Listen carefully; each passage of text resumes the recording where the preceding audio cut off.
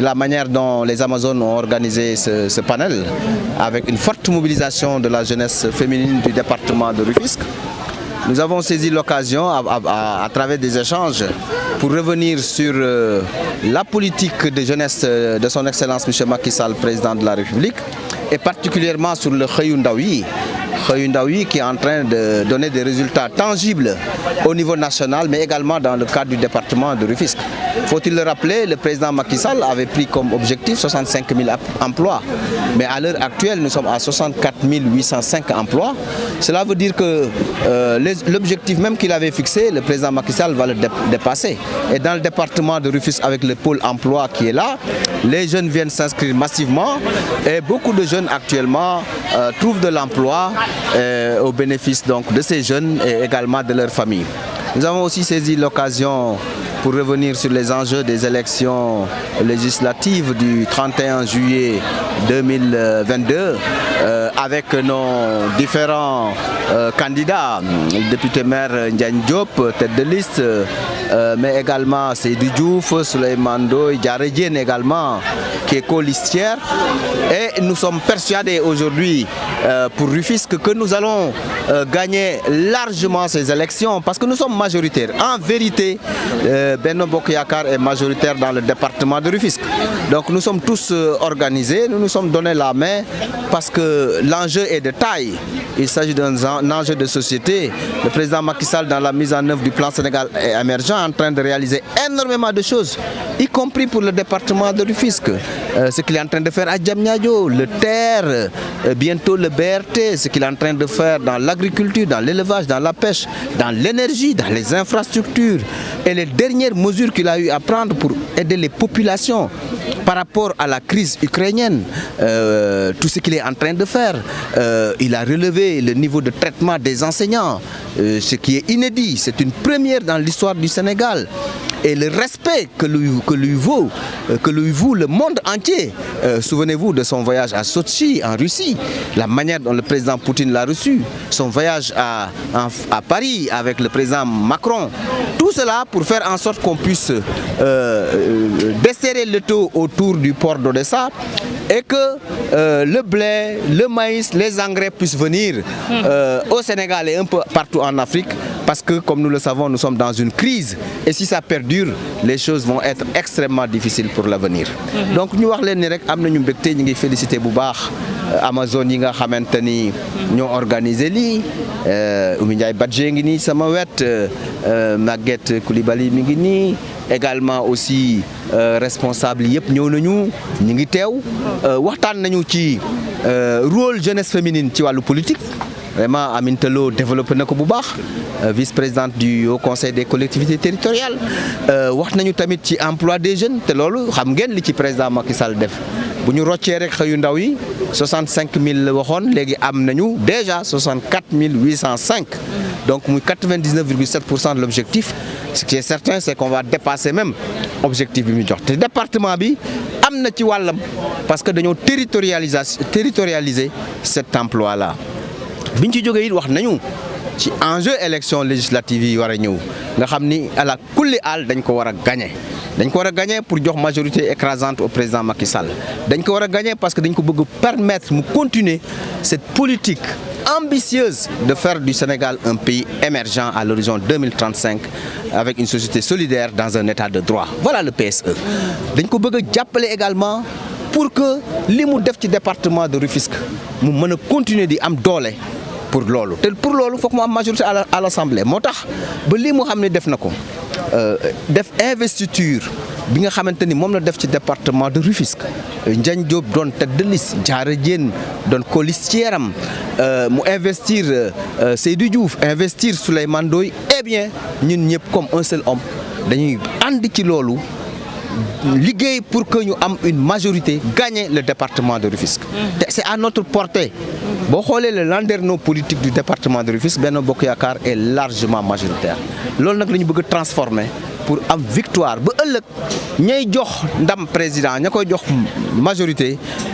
département de Rufisque ñu mën ko ci cité maa ngi leen di gërëm maa ngi leen di sant. Au 4e vice-présidente du Haut Conseil des collectivités territoriales responsable politique à Sébikotane.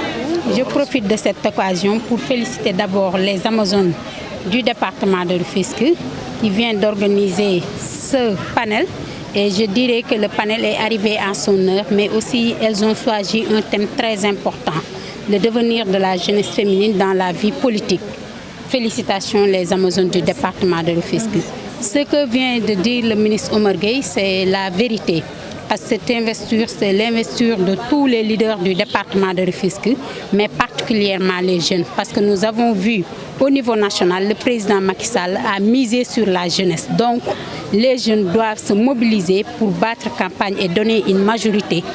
confortable au président Macky Sall pour ces prochaines élections législatives. On a jugé utile d'organiser ce forum parce qu'il est temps que la jeunesse se réveille. Il est temps que la jeunesse se fixe un autre objectif plutôt que de faire des marches et autres. Raison pour laquelle on a choisi ce thème aujourd'hui qui est le devenir de la jeunesse féminine sur le terrain politique sénégalais. En fait, la jeunesse de Benno Bokk Yakaar a compris très tôt que pour faire du Sénégal un Sénégal émergent, on n'a pas besoin de tout le temps de sortir sur le terrain, de faire des bagarres et tout ça. Raison pour laquelle on a organisé ce forum, et on a choisi ce thème pour conscientiser la jeunesse et leur rappeler à l'ordre. Raison pour laquelle la jeunesse de Benno Bokk Yakaar a organisé ce forum et a choisi ce thème. Et aussi, on a jugé nécessaire de choisir la jeunesse comme panéliste, comme l'honorable Aminata Lo, l'honorable Yaya Diallo qui est empêché et Mme Thérèse Faye qui est empêchée. C'est juste des exemples qu'on doit donner à la jeunesse. Vous savez, ici à Rufisque, la majorité a toujours été du côté du président de la République, qu'on le dise ou non. Raison pour laquelle, maintenant, il y avait juste des querelles. Et ça, en politique, c'est tout à fait normal. Mais aujourd'hui, on a compris que l'utilité est ailleurs. L'utilité est autour de la mobilisation pour une victoire éclatante au soir du 31 juillet. Et le président de la République a choisi des personnes qu'il faut, à la place qu'il faut à Rufisque. Je suis Oumou Ndiaye Badji, président des Amazones de Benno Bokk Yakaar au niveau du département de Rufisque. Tey ñu def ko tey ndaje bi dañ ko def tey ci heure am ak ci période am yaakaar naa ne Amazone yi dafa am lu nga xamante dañ ko initié mu yàgg du doon lu nga xamante léegi lañ ko initiative bu yàgg la buñ ko initié nag dañoo gis ñun ndaw département de Rufisque dañoo war a def lu nga xamante ni il faut ñu invité suñuy kilifa du département de Rufisque mooy suñu responsable kon nuñ ko defee ni woo leen pour xamal leen au niveau du département de Rufisque la jeunesse féminine est présente kon nuñ ko waxee chaque fois looloo tax tey ñu def lu nga xam muy forum bi ci contexte bu ñu ko defee ci moment bi mu nga xamante muy élection législative lu ñu jëm tam ñu nga xam la jeunesse féminine dafa am benn pàcc bu nga xamante ni il faut mu wane ci boppam ci loolu moo taxoon ñu woote période bi pour xam ni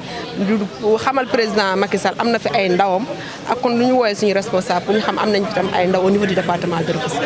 dañoo gis ay ndaw yu bëri yu feggoo ci opposition bi daje te Ndakaaru est-ce que loolu tey ñii da leen fitnaal ba tax ngeen bëgg jàjj seen bopp. man de yaakaar naa ni ñun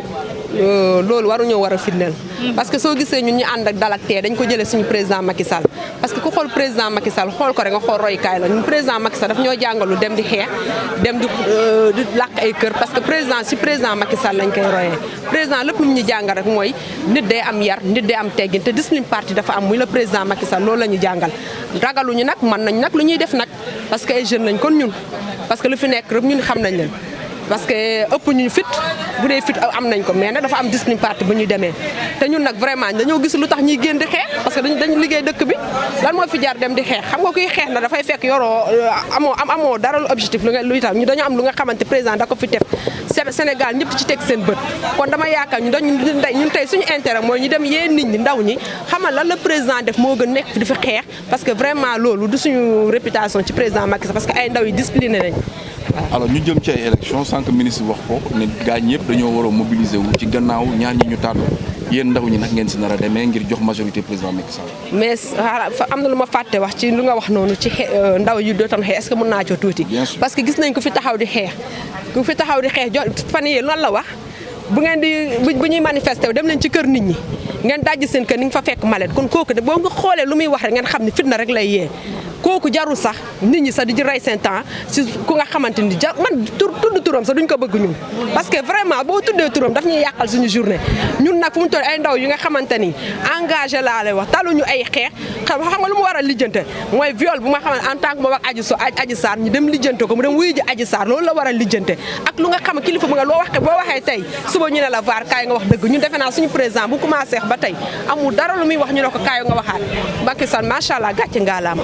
ci lu ma jot a posé lu nga xamante ni ci élection législative yi nga xamante si lañ jëm te yaakaar naa ni monsieur le ministre Omar Gueye wax na ko boo xoolee au niveau du département de Rufisque jarul ñuy fàttali li fi amoon parce que au niveau du département la coalition Benno Bokk Yaakaar est majoritaire lu fi amoon rek ay jaar-jaar lañ xëy na ku nekk dafa amoon ay problème positionnement ku nekk di bëgg a wane sa bopp man leader laa yàlla def na ko suñu borom nag mooy maye ndam ñun nag dañuy nangu loolu suñu borom moo leen may ndam mais élection yi ñu jëm nii ñun dañoo engagé wu jox le président Macky Sall victoire bu nga xamante ni moom lay am assant parce que su ko amul nag du mën a gouverner te ñan ñoo ko mën a jox mooy la jeunesse féminine ak la jeunesse parce que ñun ndaw ñi ñoo war a engagé pour jox le président Macky Sall lu nga xamante moom la soxla jox ko suñu fii au niveau du département de Rufisque kon le coordonnateur du département Omar Gueye ak ku nga xam ñoom lañu investi muy monsieur le maire Ndiène Diop ak Diary Diène ak Souleymane député honorable ak Seydou Diouf parce que ñooñu rek bu lay xoolee image yooyu rek jar nañoo def lu nekk au niveau du département de Rufisque merci.